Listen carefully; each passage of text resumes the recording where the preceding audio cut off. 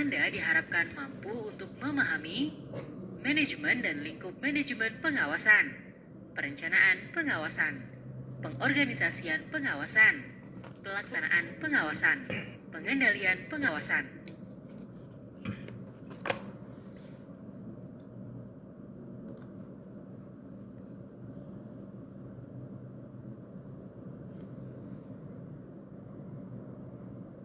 Manajemen merupakan suatu proses yang terdiri dari kegiatan perencanaan atau planning, pengorganisasian atau organizing, penggerakan atau actuating, dan pengendalian atau controlling yang dilakukan untuk menentukan serta mencapai sasaran-sasaran yang telah ditetapkan melalui pemanfaatan sumber daya manusia serta sumber daya lainnya.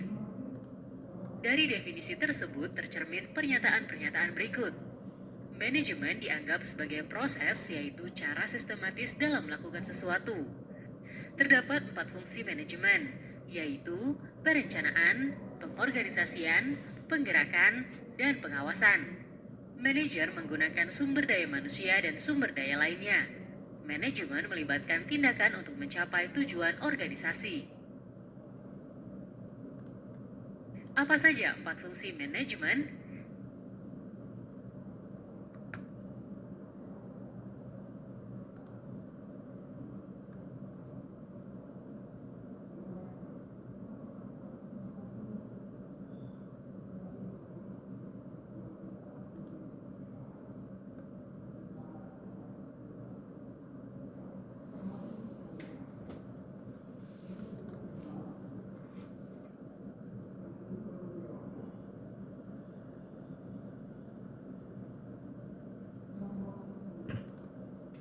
Controlling merupakan suatu penilaian dari manajemen bila perlu mengadakan koreksi sehingga apa yang dilakukan bawahan dapat diarahkan ke jalan yang benar dengan tujuan yang telah digariskan.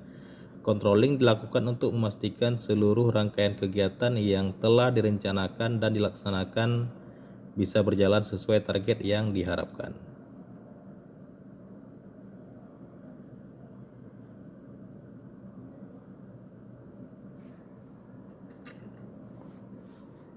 Dalam konteks pengawasan intern dijelaskan dalam Peraturan Pemerintah Nomor 60 Tahun 2008 tentang Sistem Pengendalian Intern Pemerintah atau SPIP, yaitu seluruh proses kegiatan audit, review, pemantauan, evaluasi, dan kegiatan pengawasan lainnya berupa asistensi, sosialisasi, dan konsultasi terhadap penyelenggaraan tugas dan fungsi organisasi dalam rangka memberikan keyakinan yang memadai bahwa kegiatan telah dilaksanakan sesuai dengan tolok ukur yang telah ditetapkan secara efektif dan efisien untuk kepentingan pimpinan dalam mewujudkan kepemerintahan yang baik. Dalam Standar Audit Intern Pemerintah Indonesia, dinyatakan bahwa aparat pengawasan intern pemerintah atau APIP adalah instansi pemerintah yang dibentuk dengan tugas melaksanakan pengawasan intern di lingkungan pemerintah pusat dan atau pemerintah daerah yang terdiri dari Badan Pengawasan Keuangan dan Pembangunan atau BPKP, Inspektorat Jenderal, dan Inspektorat Daerah.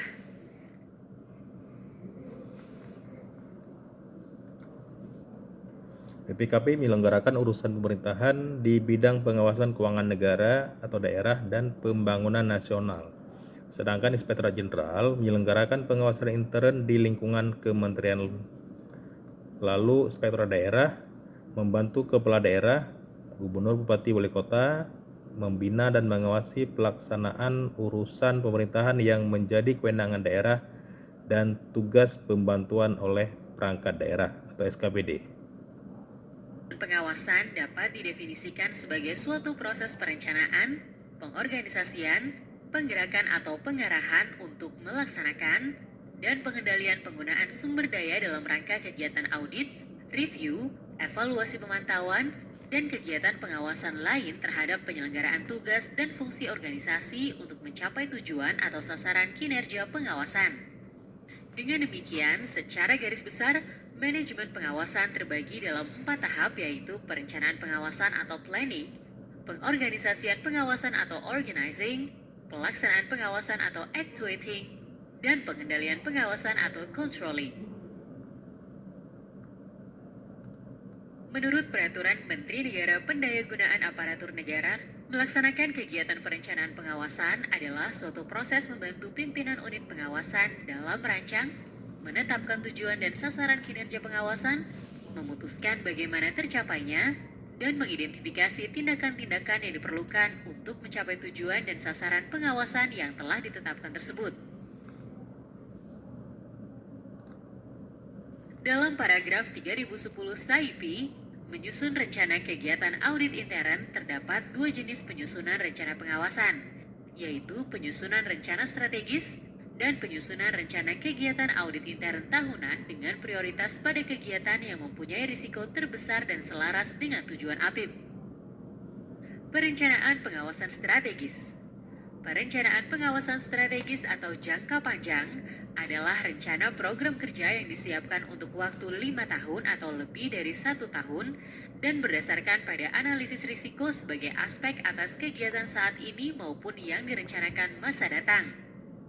Penyusunan rencana pengawasan jangka panjang harus disusun dengan hati-hati dan dengan analisis yang tajam agar efektif dalam pelaksanaannya. Di samping itu, tujuan dan sasaran pengawasan yang ditetapkan melalui proses perencanaan tidak dibuat kaku untuk setiap waktu atau situasi. Jika kondisi berubah, tujuan dan sasaran audit juga harus dinilai kembali kesesuaiannya dan dimodifikasi seperlunya.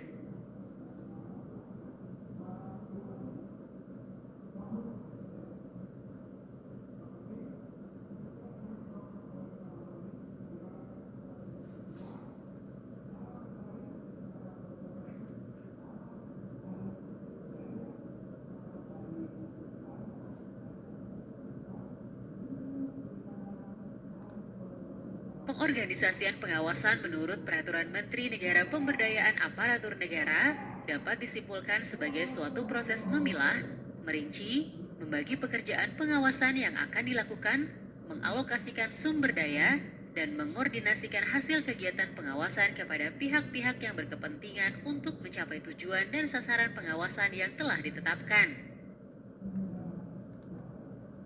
APIP hendaklah mempunyai kewenangan yang telah diakui dan didukung dengan dasar hukum yang kuat, didukung oleh sumber daya manusia atau SDM, anggaran yang memadai, serta metode kerja yang tepat.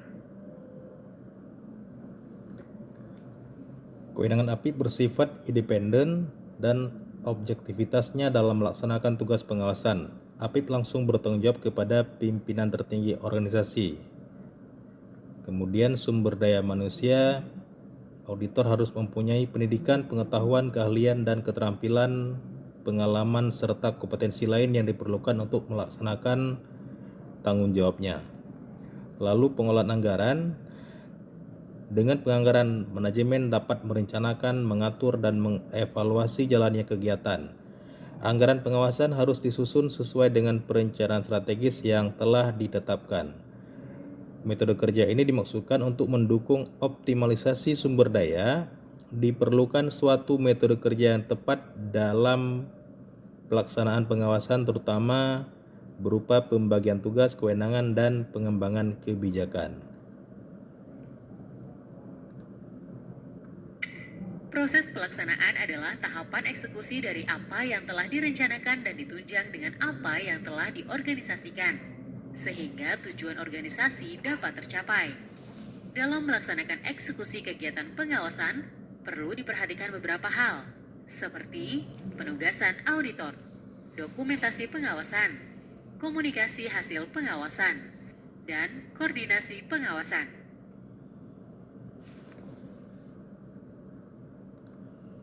Tujuan utama fungsi penugasan adalah untuk mencapai keseimbangan antara faktor-faktor persyaratan dan kualifikasi personalia maupun keseimbangan untuk pengembangan profesi dan pemanfaatan personalia. Oleh karena itu, pimpinan APIP harus mempertimbangkan hal-hal berikut.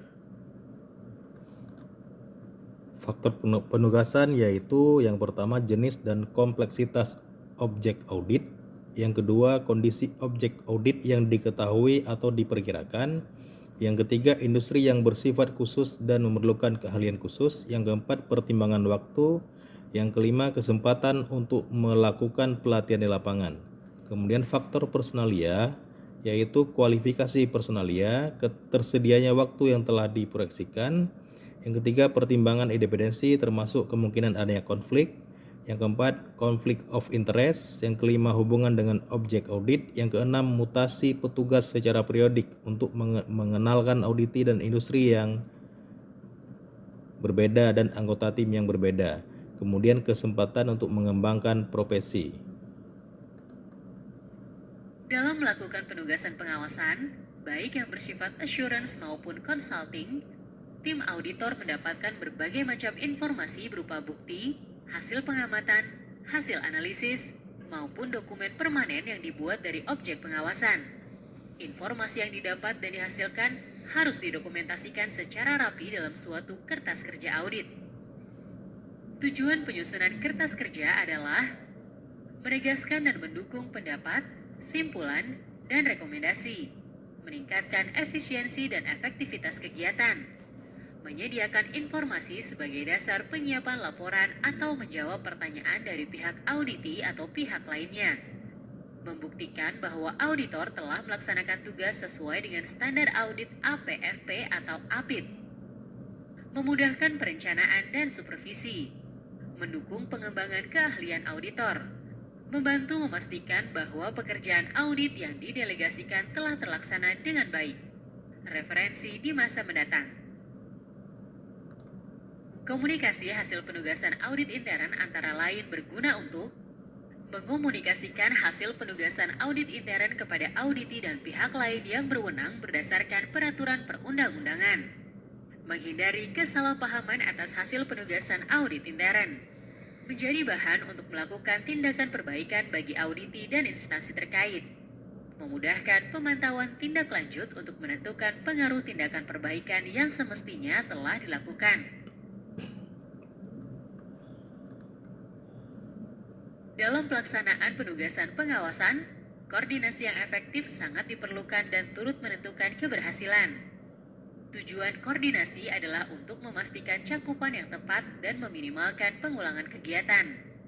Koordinasi dilakukan dengan menyampaikan rencana kegiatan audit intern tahunan, serta hasil-hasil kegiatan audit intern yang telah dilakukan APIP selama periode yang akan dilakukan pemeriksaan oleh auditor eksternal dan atau auditor lainnya. Dengan menyampaikan hasil-hasil kegiatan audit intern, auditor eksternal dan atau auditor lainnya diharapkan akan menggunakan hasil tersebut untuk mengurangi lingkup penugasannya. Berdasarkan Peraturan Menteri Negara Pendayagunaan Aparatur Negara, bahwa pengendalian pengawasan adalah kegiatan pemantauan atas kinerja pengawasan, membandingkan realisasi kinerja dengan tujuan dan sasaran yang telah ditetapkan, dan mengambil tindakan-tindakan perbaikan atau corrective action yang diperlukan ke arah pencapaian hasil pengawasan yang telah ditetapkan. Pengendalian pengawasan dilakukan antara lain melalui tindak lanjut hasil pengawasan serta jaminan kualitas pengawasan. Tindak lanjut hasil pengawasan. Auditor harus memantau dan mendorong tindak lanjut atas simpulan, fakta, dan rekomendasi audit. Pemantauan dan penilaian tindak lanjut bertujuan untuk memastikan bahwa tindakan yang tepat telah dilaksanakan oleh auditi sesuai rekomendasi. Manfaat audit intern tidak hanya terletak pada banyaknya fakta yang dilaporkan, namun juga terletak pada efektivitas tindak lanjut rekomendasi tersebut.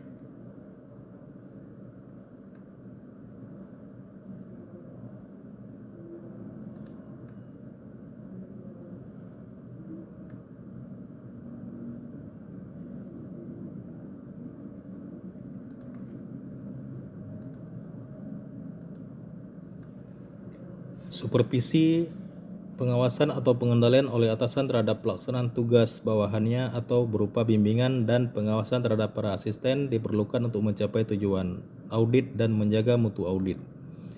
Kemudian review intern dilakukan untuk memberikan keyakinan khusus terhadap penugasan tertentu bahwa simpulan audit yang diberikan oleh tim audit dapat dipercaya dan dapat diandalkan, dan review intern dilakukan oleh para pejabat struktural, supervisor, atau staf audit intern yang dianggap independen untuk melakukannya.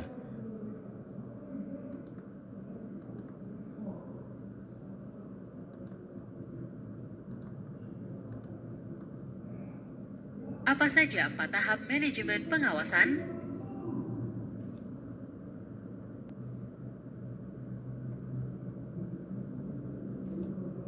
Salah satu manfaat dari penyusunan rencana pengawasan jangka panjang,